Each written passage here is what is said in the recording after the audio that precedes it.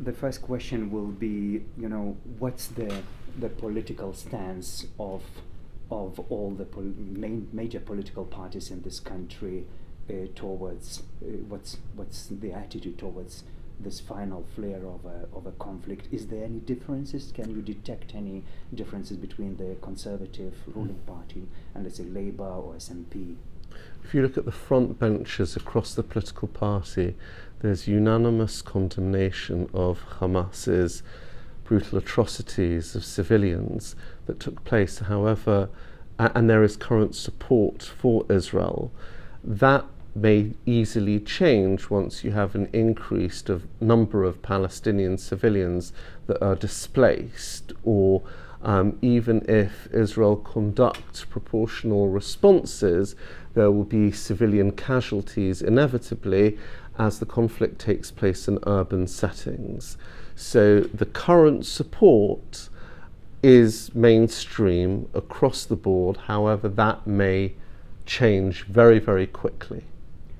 How it may change? Who will stay much more, let's call it pro Israeli government, pro military action, and who will demand ceasefire? I think that everybody will call for ceasefire while at the same time being advancing Israel's rights of self-defense. It's very possible that backbenchers will increasingly condemn Israel.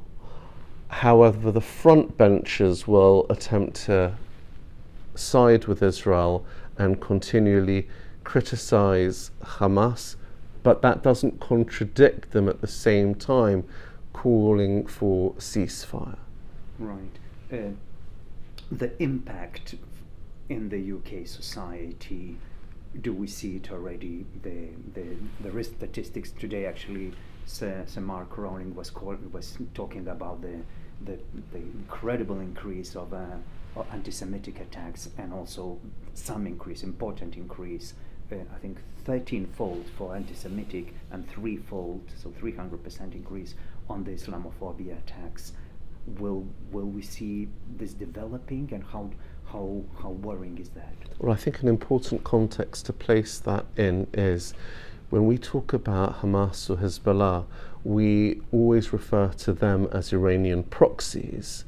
However, just a few days ago, Robin Simcox, the former head of the Counter-Extremism Commission, he spoke about the fact that Iran has the ability to really stir up hatred, incitement for violence, due to its network of charities, educational facilities, and clerics. So, to what extent were major instigators of, say, marches, organizers of marches that took place over the weekend, to what extent did they have Iranian links? That's something that is yet to be determined.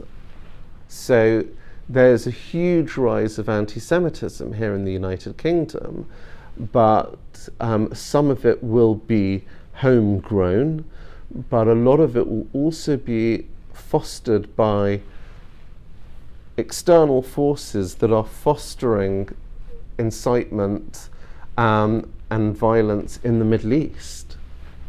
You mentioned